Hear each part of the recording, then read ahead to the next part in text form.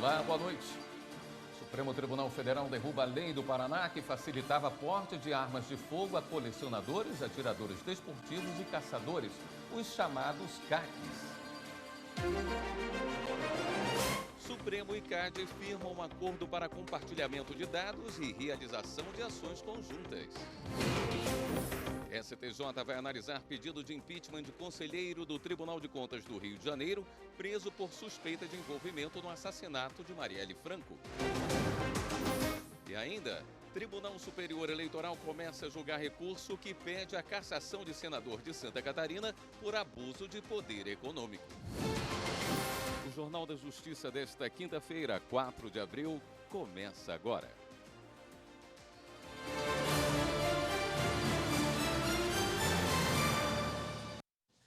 O Superior Tribunal de Justiça vai analisar o pedido de impeachment do conselheiro do Tribunal de Contas do Rio de Janeiro, Domingos Brazão. Ele é suspeito de envolvimento no assassinato da vereadora Marielle Franco. Quem tem as informações é a repórter Kátia Gomes. O pedido de instauração de processo por crime de responsabilidade contra Domingos Brazão foi apresentado pelo PSOL.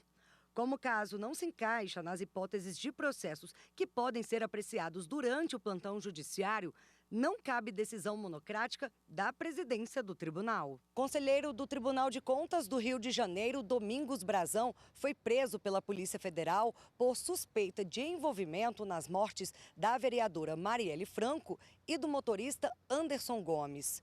O pedido de impeachment será distribuído a um ministro do STJ assim que terminar o período do plantão judiciário, iniciado em 23 de março, devido ao processo de migração do banco de dados da Corte. A previsão é que os sistemas informatizados do STJ estejam normalizados no dia 31 de março.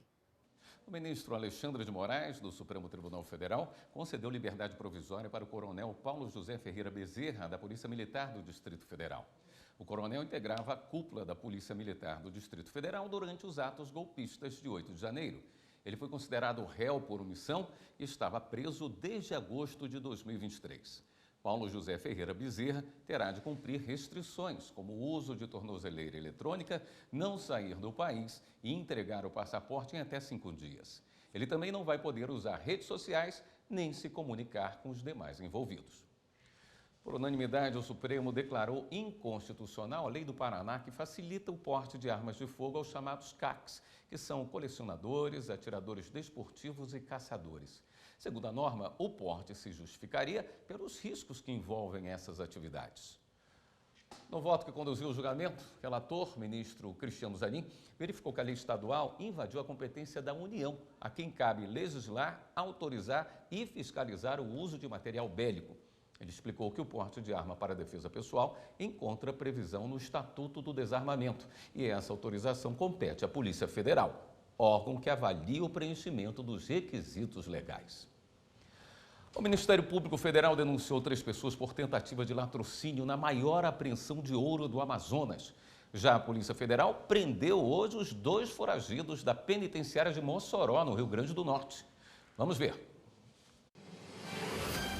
A Polícia Federal informou hoje que recapturou em Marabá, no Pará, os 2 fugitivos que haviam escapado da Penitenciária Federal de Mossoró, no Rio Grande do Norte. Eles foram localizados a 1.600 quilômetros do local da fuga. Rogério da Silva Mendonça, de 35 anos, e Davidson Cabral Nascimento, de 33, tinham fugido do presídio no dia 24 de fevereiro. Foram 50 dias de buscas. Os suspeitos foram presos na ponte que atravessa o rio Tocantins. A abordagem foi neste local para evitar uma possível fuga pelo rio. Eles integram uma facção criminosa e devem ser devolvidos a Mossoró, onde estavam presos desde setembro do ano passado. O Ministério Público apura a participação de agente da penitenciária de Mossoró na facilitação da fuga. O Ministério Público Federal denunciou 2 homens e uma mulher por tentativa de latrocínio em roubo de 47 quilos de ouro em Manaus. Foi a maior apreensão da história do estado do Amazonas. O ouro de garimpo ilegal é avaliado em 15 milhões de reais e não chegou a ser levado pelos assaltantes porque a polícia agiu rápido. O roubo foi em dezembro do ano passado. Os 2 responsáveis pelo transporte do ouro saíram do Aeroclube do Amazonas quando foram abordados pela polícia. No carro dos bandidos, a polícia encontrou uma pistola Glock 380, roupas camufladas do tipo militares e dispositivos usados para furar pneus. O Tribunal Superior Eleitoral começou a analisar na sessão de hoje o caso do senador Jorge Seife, do Partido Liberal de Santa Catarina. O plenário julga o recurso que pede a cassação do parlamentar por abuso de poder econômico. A reportagem é de Evne Araújo. O senador Jorge Seife é acusado de abuso de poder econômico. O político, segundo a coligação Bora Trabalhar, que une os partidos Patriota, PSD e União, utilizou irregularmente um helicóptero do empresário Luciano Hang, apoiador declarado do candidato. Hang, de acordo com o processo, teria inclusive disponibilizado estrutura pessoal para a veiculação de campanha. Em plenário, o advogado da coligação que recorreu ao Tribunal Superior Eleitoral, Sidney Neves, reafirmou a acusação. Não se pode admitir aqui que uma empresa interfira com o seu poder econômico num processo eleitoral em benefício de uma candidatura. E esse é o caso dos autos. Esse caso necessariamente afeta a rigidez do pleito, aponta necessariamente para uma influência evidente do poderio econômico sobre o processo eleitoral. O recurso contra Jorge Seife no TSE questiona a decisão do Tribunal Regional Eleitoral de Santa Catarina, que em novembro do ano passado rejeitou a ação de investigação judicial eleitoral para apurar se os parlamentares suplentes cometeram irregularidades nas eleições de 2022. A advogada do senador, Maria Cláudia Buchianeri Pinheiro, alega falta de provas que comprovem os ilícitos. Não é possível que ele viajou à noite? Por que ele não viajou à noite? E de onde a conclusão de que ele pegou uma aeronave? E de onde a conclusão que a aeronave era da van? Não existe. O ônus da prova é de quem faz. Como é que eu provo que eu não voei? E aqui fica o apelo de Jorge Seife. Excelências, caso haja dúvida razoável, é heterodoxo, compreendo. Vamos terminar de produzir a prova que a acusação pediu e desistiu. A Procuradoria-Geral Eleitoral se manifestou contra a decisão do TRE de Santa Catarina. A PGE entendeu que a prática de tais ilícitos avaliados em conjunto e realizados em praticamente todos os municípios comprometem a lisura das eleições e são atos que resultam em abuso de poder econômico com potencial visível para desequilibrar a competição eleitoral. A manifestação do Ministério Público Eleitoral é pela reforma do Acórdão Regional para julgar procedente a ação de investigação judicial eleitoral proposta com a determinação de cassação do mandato da chapa eleita, com reconhecimento de inelegibilidade do candidato eleito e do empresário pela prática de atos de abuso de poder econômico e cominação de multa contra eles no valor máximo legal. A sessão de julgamento foi suspensa. O retorno da análise do caso está previsto para o dia 16 de abril, com voto do relator Floriano de Azevedo Marques e dos demais ministros do Tribunal Superior Eleitoral. E o TSE reuniu representantes da sociedade civil e de partidos políticos para debater equidade racial no contexto das eleições. Quem acompanhou foi a repórter Mariana Fabre. O seminário promovido pela Escola Judiciária Eleitoral, em parceria com a Assessoria de Inclusão e Diversidade do TSE, destacou a evolução das políticas afirmativas raciais no país e as normativas da Justiça Eleitoral que tratam do assunto. Acabo chegando à conclusão que mais importante do que medidas repressivas, como, por exemplo, a questão de anulação, quando há fraude à cota de gênero, mas são medidas que dão benefício a quem cumprir. Então, nós temos que avançar nesse sentido. Quem tiver um X de candidaturas negras tem algum benefício. Benefício no tempo, no direito de arena, no tempo de rádio e televisão, benefício no fundo partidário, como foi previsto agora. Então, com isso nós vamos conseguir avançar. Questões como a distribuição de tempo de propaganda eleitoral e também de recursos públicos de campanha para candidaturas negras e indígenas foram debatidas pelos palestrantes como medidas para ampliar a representatividade na política brasileira. As ministras substitutas do TSE, Vera Lúcia e Edilene Lobo, ressaltaram a necessidade de comprometimento dos partidos políticos para alcançar a equidade racial. A democracia representativa constitucional que a gente opera estabelece que somente os partidos políticos podem levar cidadãos e cidadãs para a o crivo da soberania popular. A gente não pode ter uma democracia tão subrepresentada das maiorias. É para dizer que a responsabilidade com um projeto de nação para a prosperidade está, nesse exato momento, na mão dos partidos e das federações. Falar de inclusão e diversidade, falar de equidade racial, não é, em absoluto, falar de gentilezas ou favores. É falar de um projeto de prosperidade para esse país. E olha esse alerta da Justiça Eleitoral. O prazo da janela partidária termina amanhã, dia 5 de abril. Quem explica para a gente é o repórter Fábio Ruas. A janela partidária é aquele período que tem em todo ano de eleição, quando a Justiça Eleitoral oferece a oportunidade para que políticos que estejam exercendo o mandato mudem de partido sem caracterizar infidelidade partidária. Ou seja, é a chance de se candidatar pelo novo partido sem perder o mandato atual.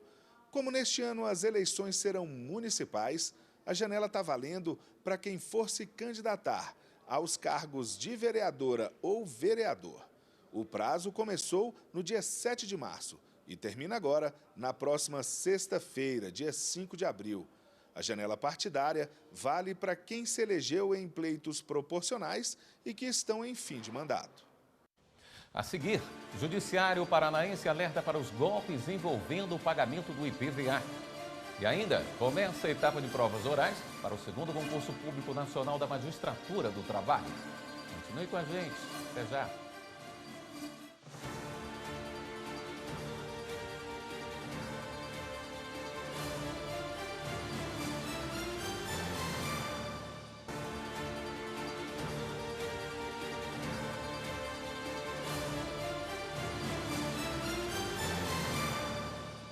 O Conselho Superior da Justiça do Trabalho iniciou a etapa de provas orais para o segundo concurso público nacional unificado da Magistratura do Trabalho. Rafael Oliveira tem os detalhes.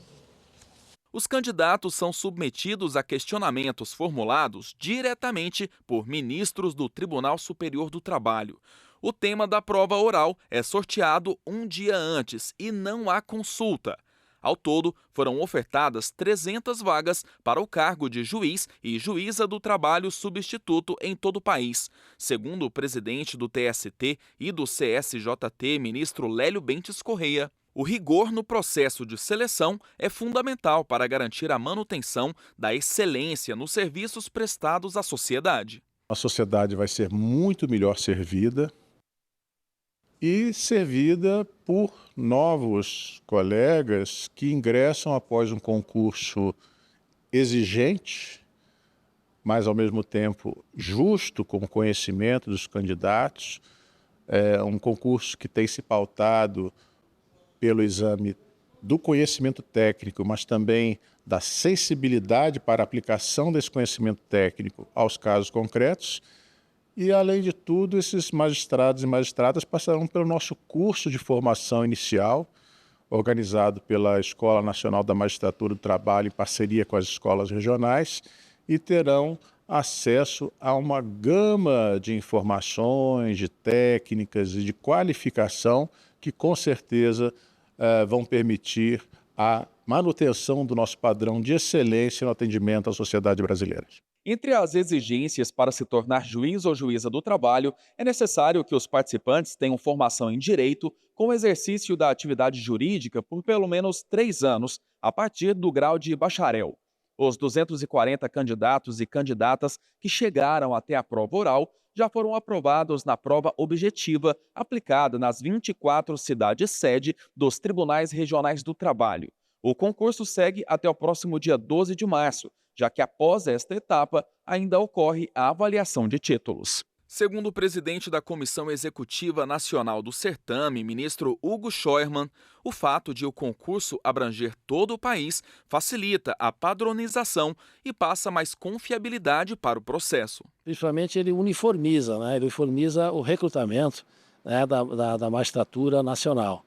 Embora exista a autonomia dos tribunais regionais para a eleição do concurso, Já no primeiro concurso nós obtivemos a adesão de 100% dos tribunais para a sua realização. Este agora é o segundo concurso, todos os tribunais também aderiram e é uma forma de você fazer uma seleção unificada, né, com os mesmos critérios para a seleção dos magistrados. O provimento dos cargos será feito de acordo com a disponibilidade orçamentária e a necessidade do serviço. O valor inicial do subsídio é de R$ 32 mil. Em São Paulo, uma passageira vai ser indenizada pelo extravio de malas. O Tribunal de Justiça do Estado considerou a perda da bagagem uma falha no serviço de transporte. Ana Paula Starling. A passageira será indenizada em R$ 8 mil por danos morais pelo extravio de 3 malas após uma viagem internacional. Nos autos, a mulher relatou que, após embarcar em um voo de São Paulo para a Austrália, com escala em outros 2 países, descobriu, ao chegar ao destino final, que suas malas haviam desaparecido. 2 foram entregues quando ela já estava de volta ao Brasil, enquanto a terceira nunca apareceu. Na análise do recurso, foi explicado que a empresa de transporte de passageiros é responsável pelos danos causados, independentemente da prova de culpa, bastando a comprovação da relação de causalidade entre o fato e o dano. O Tribunal de Justiça de São Paulo considerou falha na prestação do serviço de transporte e condenou as empresas, solidariamente, ao pagamento da indenização. A quinta turma do STJ decidiu que a remissão de pena por curso profissionalizante à distância exige cadastro da instituição de ensino do Ministério da Educação. As informações com Jéssica Castro. Para que o preso seja beneficiado com remissão de pena por ter feito um curso profissionalizante à distância, é necessário que a instituição de ensino tenha vínculo com o presídio e esteja cadastrada no Sistema Nacional de Informações da Educação Profissional e Tecnológica do Ministério da Educação. O entendimento foi estabelecido pela quinta turma ao manter decisão monocrática do relator, ministro Reinaldo Soares da Fonseca, que reformou o acórdão do Tribunal de Justiça de Minas Gerais e negou o pedido de remissão de pena, por entender que a instituição responsável pelo curso que embasava o requerimento do benefício não era devidamente credenciada pelo poder público para esta finalidade. No recurso, a defesa do preso alegou que, embora a instituição de ensino não fosse conveniada com o presídio, ela tinha idoneidade para prestar serviços educacionais, o que daria direito à remissão de pena. Para o colegiado, os procedimentos são necessários para que o curso tenha respaldo das autoridades educacionais competentes e a remissão cumpra os requisitos previstos na Lei de Execução Penal. Agora vamos falar sobre golpes envolvendo o pagamento de IPVA. O Tribunal de Justiça do Paraná está fazendo uma campanha de alerta para os contribuintes. Repórter Carolina Chaves. Os donos de veículos precisam ficar atentos. Além de não perderem o prazo para o pagamento das parcelas do IPVA, é necessário redobrar o cuidado com os golpes que se multiplicam nesta época do ano. Fique alerta para a promessa enganosa de falsos descontos e de benefícios inexistentes encaminhados por sites suspeitos e e-mails fraudulentos. Por isso, o Tribunal de Justiça do Paraná está fazendo uma campanha para orientar neste período com algumas dicas para se prevenir dos golpes relacionados ao pagamento do IPVA. Essas dicas valem para todo o país. Não acesse promessas de descontos e benefícios inexistentes. Ao utilizar buscadores, evite clicar nos links patrocinados que aparecem primeiro, pois podem conter sites maliciosos. Jamais aceite boletos ou chaves Pix enviadas por e-mail, SMS, correios ou até por entregadores. Ao efetuar o pagamento, sempre verifique se o destinatário é o governo do estado ou Secretaria de Estado da Fazenda. Utilize sempre os canais oficiais identificados pelo final gov.br para fazer a geração das guias de pagamento. A seguir, todas as informações da sessão plenária do Supremo Tribunal Federal.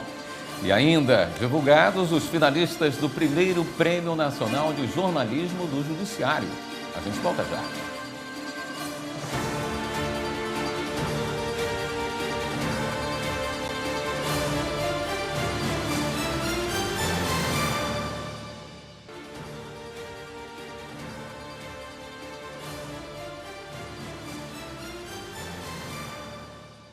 Supremo Tribunal Federal vai passar a receber suporte técnico do CAD, Conselho Administrativo de Defesa Econômica, no julgamento de casos que envolvem questões relevantes da economia. O repórter Pablo Lemos explica os detalhes de um acordo que vai garantir essa cooperação. O acordo foi celebrado com a presença do presidente do Supremo, ministro Luiz Roberto Barroso, e do presidente do CAD, Alexandre Cordeiro Macedo, além de demais integrantes da autarquia federal vinculada ao Ministério da Justiça.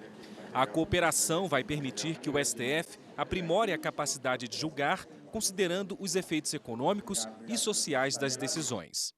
Num caso de necessidade, nós podemos usar a estrutura e a expertise do CAD na avaliação do impacto econômico-social de decisões que tomamos. Evidentemente, a ameaça do horror econômico não nos permite promover o horror jurídico. É preciso encontrar sempre um equilíbrio. Mas nós consideramos todos muito importantes ser capazes de mensurar as consequências daquilo que nós estamos fazendo do ponto de vista econômico e social. A parceria vai contar com o auxílio do Departamento de Estudos Econômicos do CAD. O órgão vai calcular o impacto das decisões e encontrar soluções adequadas dentro dos parâmetros constitucionais. Entre as atribuições do CAD está a de incentivar e estimular estudos e pesquisas acadêmicas sobre a livre concorrência, firmando parcerias com instituições. A economia é um instrumento, mais uma ferramenta que pode auxiliar os operadores do direito a achar as melhores decisões, as decisões mais justas, sob uma análise de custo-benefício e custo de oportunidade, analisando não só os impactos das decisões judiciais, mas também analisando impactos de políticas públicas que são colocadas para os administrados de uma maneira geral. A Advocacia Geral da União pediu à Suprema Corte a prorrogação dos trabalhos da Câmara de Mediação e Conciliação da Administração Pública Federal, que tenta um acordo sobre o número de assentos do governo na Eletrobras. Repórter Viviane Novaes. A Advocacia Geral da União, a AGU, entrou com uma ação no Supremo Tribunal Federal pedindo que a Corte dê maior poder de voto na Eletrobras à União, que é a maior acionista da companhia. Em 2021, a lei de desestatização da Eletrobras reduziu o poder de voto a menos de 10% do capital votante. No final do ano passado, o ministro Nunes Marques, relator da ação, enviou o processo para a Câmara de Mediação e Conciliação da Administração Pública Federal na tentativa de um acordo.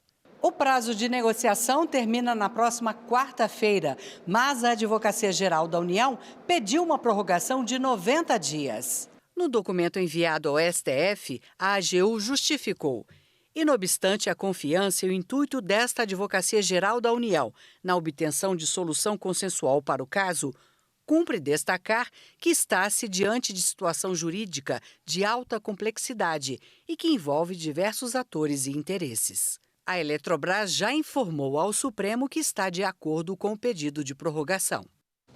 Os ministros do Supremo concluíram hoje o julgamento de recursos que discutiam os efeitos da chamada coisa julgada, ou seja, quando há uma decisão definitiva em matéria tributária. Foi mantida a decisão que possibilitou a retomada de cobrança de tributos. Marta Ferreira acompanhou e traz os detalhes. Na prática, ficou definido que o contribuinte que discutiu a cobrança de um tributo na Justiça e teve a ação encerrada a seu favor, deixando de pagar um tributo, ele perde esse direito se tempos depois o STF julgar o tema e decidir que a cobrança é devida. Esses tributos em questão são aqueles que são recolhidos de forma continuada, ou seja, aqueles que a cobrança é frequente. Como o processo tem repercussão geral, o resultado desse julgamento vai afetar todos os casos na Justiça envolvendo outros tributos cuja cobrança se renova periodicamente.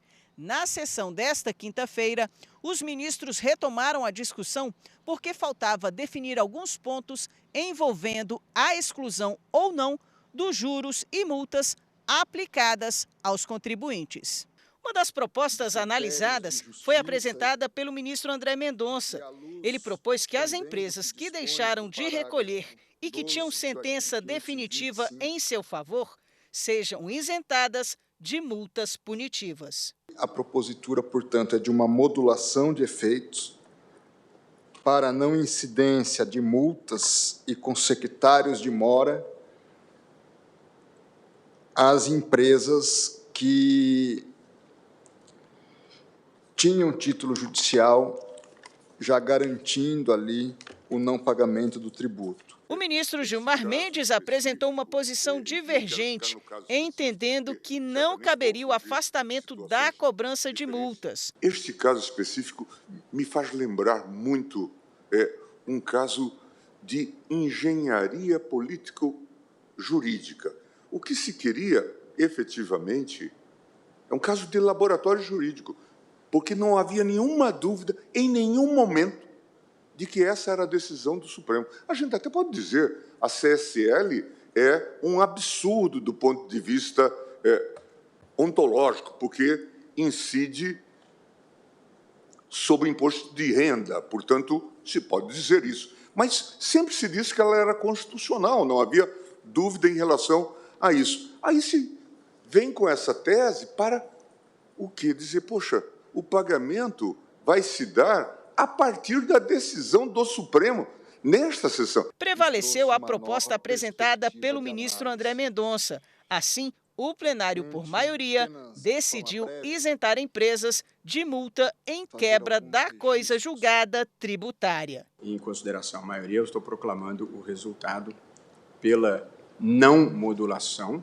salvo quanto à exclusão das multas e deixando claro que é apenas para os que têm decisão transitada em julgado a seu favor e sem abrir qualquer possibilidade de repetição de indébito. Foram divulgados hoje os finalistas do primeiro Prêmio de Jornalismo do Poder Judiciário. O prêmio foi uma ação conjunta do Supremo Tribunal Federal, do Tribunal Superior Eleitoral, do Superior Tribunal de Justiça, do Tribunal Superior do Trabalho e do Superior Tribunal Militar, para celebrar os 35 anos da Constituição Federal e promover uma reflexão sobre os direitos que ela assegurou. Durante os 4 meses de inscrição, foram recebidos mais de 260 trabalhos nas 4 categorias disponíveis: jornalismo escrito, de áudio, de vídeo e fotojornalismo. Ministros, juristas especializados e profissionais da imprensa participaram das comissões julgadoras. Os vencedores serão anunciados no dia 24 de abril no Superior Tribunal de Justiça. Você pode conferir no site do Supremo a lista completa dos trabalhos finalistas. Uma lei publicada este ano no Distrito Federal determina que os cartórios da capital federal devem notificar a Defensoria Pública e o Ministério Público do DF sobre registros de nascimento sem identificação de paternidade. A reportagem é de Carolina Chaves. O pai da Ana Paula abandonou a mãe dela antes de nascer. Por não conseguir contato com o ex-companheiro, a certidão de nascimento de Ana Paula ficou por 9 anos sem o nome do pai. Mas as consequências sociais de uma criança sem o nome do pai na certidão fizeram com que a mãe dela fosse atrás de preencher o documento. Eu passei por algumas situações um pouquinho chatas e desagradáveis que nenhuma criança deveria passar. Bullying por coleguinhas, por que sua mãe é tão chamada no colégio? E eu tentava explicar, porque na minha mente já era bem tranquilo eu falar, né? Ah, não, é porque para ver alguma coisa com relação ao meu registro, com relação ao meu pai, que eu não tenho o nome do meu pai no meu registro. A mãe da Ana Paula tentou, por meio da Defensoria, pelo menos uma ajuda financeira do pai. A Defensoria Pública do Distrito Federal tem um programa chamado de Paternidade Responsável e oferece toda semana exame de DNA. Mas o processo de busca e reconhecimento de paternidade só é feito desde que o novo vínculo realmente faça diferença na vida da criança. É um ganho de cidadania. É muito importante ter o nome do pai na certidão. O nome ele tem uma importância muito grande na formação mesmo da personalidade, da afetividade. E as mães, elas precisam muitas vezes desse apoio, que não só é financeiro e afetivo, mas muitas vezes é aquele apoio dela poder sair para trabalhar e ter com quem deixar a criança, ter uma família paterna de suporte. Em 2012, o Conselho Nacional de Justiça regulamentou o procedimento de reconhecimento de paternidade voluntário, que pode ser feito no cartório pelo suposto pai, com autorização da mãe quando o filho for menor de idade. Caso o pai não queira reconhecer o filho, a mãe pode indicar o suposto pai ao próprio cartório que vai comunicar aos órgãos competentes para que seja iniciado o processo de investigação de paternidade. No ano passado, de 42 mil nascimentos registrados em Brasília, mais de 2.300 não tinham o nome do pai na certidão, segundo a Associação Nacional dos Registradores de Pessoas Naturais. A falta do nome do pai na certidão, além de impedir direitos básicos como de alimentação, educação e lazer, também impede muitas vezes outros direitos muito importantes para o desenvolvimento da criança, como proteção e afeto. Na tentativa de diminuir casos como esses, aqui no Distrito Federal entrou em vigor em março deste ano uma lei distrital determinando que os cartórios devem comunicar todo mês à Defensoria Pública e ao Ministério Público do DF os registros de nascimento sem o nome do pai. A subdefensora pública do DF, Emanuela Saboia, explica o que vai ser feito com essas informações. Com essas informações que são permitidas por essa mãe, nós vamos entrar em contato com essas famílias, vamos criar um fluxo para recebê-las e em seguida indagar se vai ser necessário ou não o exame do DNA, que nós fazemos gratuitamente. Caso não seja necessário, a gente faz toda uma mediação, inclusive psicológica, temos a nossa Secretaria de Apoio Psicossocial e temos as nossas áreas de direito de família, direito de registros públicos. A lei determina que a relação enviada ao MPDFT e à Defensoria Pública deve informar todos os dados do registro, como o endereço da mãe, telefone e o endereço do suposto pai, se indicado pela mãe no cartório. Também determina que os oficiais do cartório devem orientar a mãe sobre o direito de propor, em nome da criança, ação de investigação de paternidade, para incluir o nome no registro. O defensor é muito mais do que um advogado público. Ele tem essa missão constitucional também de levar o direito ao cidadão, para que ele saiba quais são os seus direitos, o que é que ele pode, o que é que ele não pode fazer, o que é que ele deve, o que é que ele não deve fazer, o que a gente pode fazer para que ele tenha uma vida melhor. E agora a gente mostra o lançamento da segunda edição de um livro sobre 2 tipos de mandado na Corte Suprema.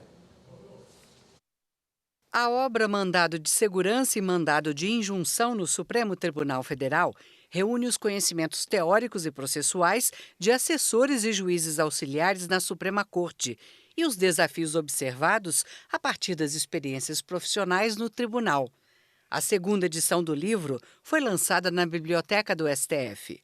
Os mandados de injunção e de segurança são garantias fundamentais para a defesa do cidadão no caso de eventuais ilegalidades, omissões, abusos de poder. Um dos organizadores da publicação é o defensor público do Estado do Rio de Janeiro, William Ackerman, que hoje ocupa o cargo de assessor de ministro do STF no Tribunal Superior Eleitoral. O resultado desse esforço conjunto é um livro esclarecedor, disruptivo e inovador. Temos, então, certeza de que esta obra auxiliará e muito a todos os operadores e estudiosos do direito no que toca aos mandados de segurança e de injunção no Supremo Tribunal Federal. A seguir, o Supremo autoriza prosseguimento de licitação para a compra de medicamento pelo Ministério da Saúde. E ainda nesta edição, você vai conhecer as doenças que mais afastam trabalhadores de suas funções. Voltamos já.